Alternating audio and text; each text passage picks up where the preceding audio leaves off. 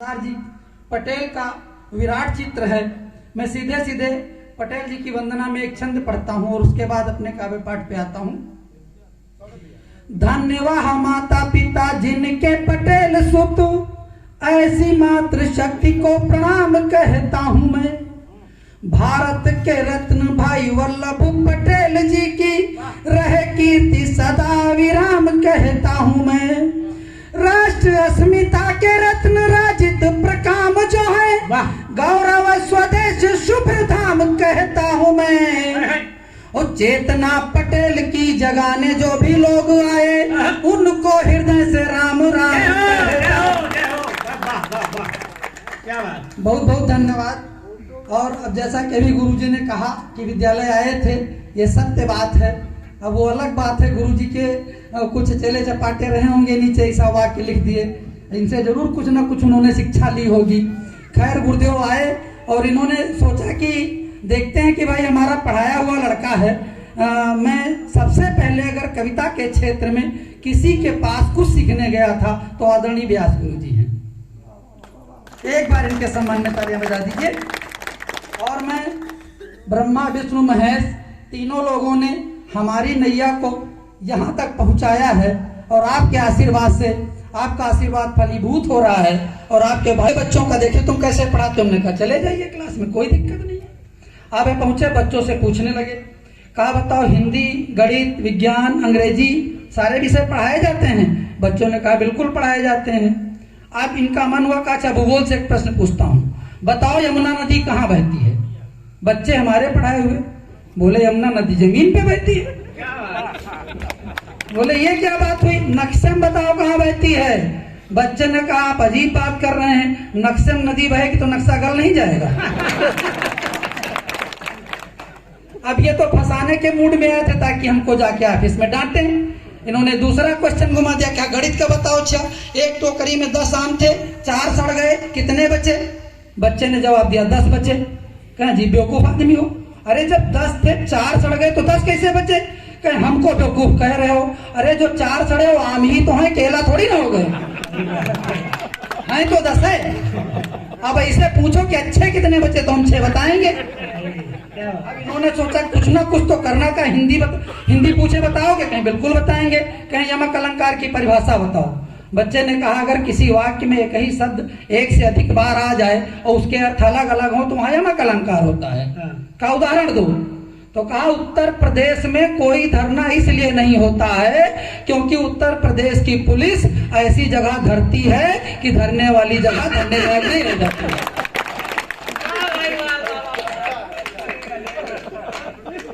अब गुरुदेव ने सोचा अब क्या पूछें? गुरुदेव ने कहा आप क्या पूछें? इन्होंने अंग्रेजी का क्वेश्चन पूछ लिया। कहा ट्रांसलेशन पढ़ाया गया? कहीं बिल्कुल पढ़ाया गया। कहा अनुवाद करो कि रहीमन चुप है बैठिए देख दिनन का फेर, और जब अच्छे दिन आई है बनत न लगी है देर। अब गुरुजी ने सोचा ऐसा ट्रांसलेशन तो कहीं पढ़ाया नहीं जाता है, ये बच्चे फंस जाएंगे। लेकिन मेरे पढ़ाए हुए बच्चे ने जो जवाब दिया, अगर आप तक पहुंचे तो आपके हाथ खुले। बच्चे ने कहा Rahiman sit silently watching badly days और betterment when comes then making never delay. तो गुरुजी समझ गए बच्चे बहुत होशियार हैं। कहा अच्छा एक जनरल क्वेश्चन पूछ लेता हूँ, बताओ चाय लाभदायक है कि हानिकारक? तो बच्चे ने कहा तो स्थिति पर निर्भर करता है। कहे कैसे? कहे आप विद्यालय आए हैं, हमारे गुरुजी को चाय मंगानी पड़ेगी, उनके पैसे खर्च होंगे, उनके लिए हानिकारक है। और आपको फ्री पीने को मिलेगी, इसे आपके लाभदायक है। तो गुरुजी की समझ में आ गया कि इनका चेला जो है फुल ट्रेनिंग पाए हुए है और अच्छे से काम कर रहा है। ऑफिस आए, हमारी बड़ी तारीफ की और मैं विद्यालय से ही 4 पंक्तियां आपके बीच में रखता हूँ। हमारी नियुक्ति सिर्फ और सिर्फ पढ़ाने के लिए हुई थी, किंतु हम विद्यालय में कर क्या रहे हैं? हम थे गुरु परंतु कर्मचारी बन गए, हम थे गुरु परंतु कर्मचारी बन गए, 100-200 को सिखाने में मदारी बन गए। हमको ही एमडीएम का रखना है पड़ता ध्यान, हमको ही एमडीएम का रखना है पड़ता ध्यान। पाठन पठन धन को छोड़ के भंडारी बन गए। और हम विद्यालय में क्या कर रहे हैं, महीना देंगे भाई, गजब। प्रत्येक बुधवार को प्रत्येक बच्चे को 150 ml और अगर जूनियर का बच्चा है तो 200 ml दूध दिया जाता है। अच्छा। मंगलवार से चिंता सताती, दूध की व्यवस्था कहाँ से करें। ईमानदार सरकार है, अगर कोई बच्चा दूध पीकर बीमार हो गया तो अध्यापक का जेल जाना तय है। अच्छा, किसी दूधिये से कहो तो कहता है मास्टर साहब सप्ताह में एक दिन का क्या मतलब, पूरे महीना लो तब तो हम दूध दें। गुरुजी टेक्निकल प्रॉब्लम ये कि अध्यापक दूध दे नहीं सकता। लेना तो बाजारे से पड़ेगा उसको। इस समस्या का समाधान हमने खोजा। 4 पंक्तियां समाधान की आपके बीच में रखता हूँ। निज कार्य की हर योजना अब टालनी होगी, निज कार्य की हर योजना अब टालनी होगी, और धूल पशु बाजारों की खंगालनी होगी। बच्चों को मिले शुद्ध दूध इसलिए मित्रों, बच्चों को मिले शुद्ध दूध इसलिए मित्रों, अध्यापकों को भैंस भी अब पाले। बढ़िया सलाह भाई, गजब। प्रदीप महाजन क्या सुंदर पढ़ रहे हो। मैं आपको बता दूं ये बहुत अच्छे कवि हैं, ढंग से सुनोगे तो। ये बाराबंकी से चल के बॉम्बे तक वाह भाई वाह में आपने कई बार टेलीविजन सुना होगा, ये वही है प्रदीप महाजन। वो अलग बात है, मुझे उसे कम हल्की करवा दी, इसे पहचान नहीं ले रहे हो। ताली बजा के बताओ पहचान रहे हो। हाँ।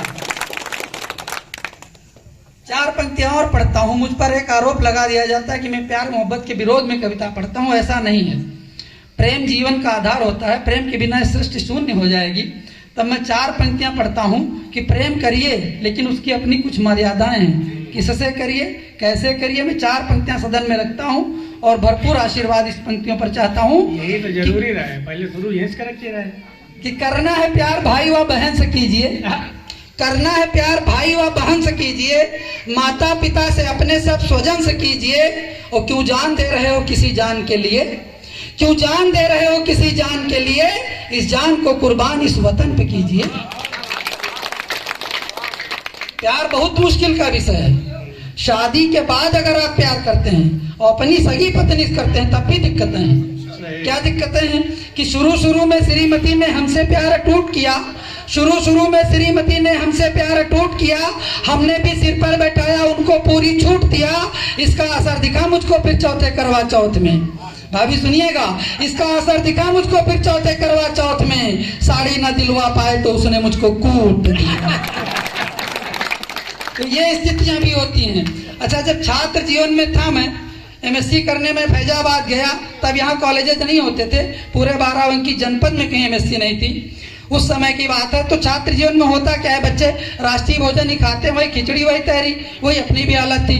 एक दिन मन किया कि रोटी सब्जी खाऊं, बाजार गया, पीड़ा बेलन लेकर के आया। अब जब रोटियां बेलने बैठा तो पता नहीं क्या दिक्कत थी, उसके नीचे 3 टांगें लगी होती हैं छोटी छोटी, उनमें दिक्कत थी कि मेरे बेलने में दिक्कत थी। मैं जैसे रोटी बेलने लगता उसमें से खटपट की आवाज आने लगती।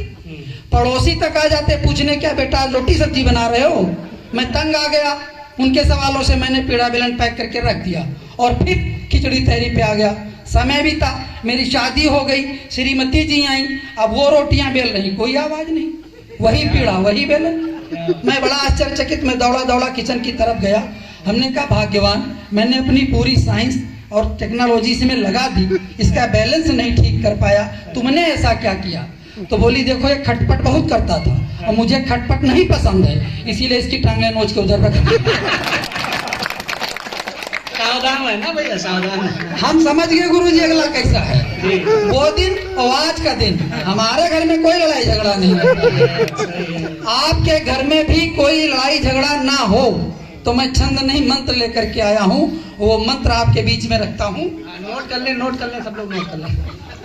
कि यदि चाहते हो प्यार और भी बढ़े तो फिर, भैया सुनिएगा, आप सुन लो जरूरी, भैया को समर्पित है। अरे वाह। यदि चाहते हो प्यार और भी बढ़े तो फिर कभी कभी शॉपिंग कराना भी जरूरी है। सही बात है, तो समर्थन मिल गया। यदि चाहते हो प्यार और भी बढ़े तो फिर कभी कभी शॉपिंग कराना भी जरूरी है, किसी बात पे कहीं जो श्रीमती जी रूठ जाए, उन्हें खुश करना मनाना भी जरूरी है।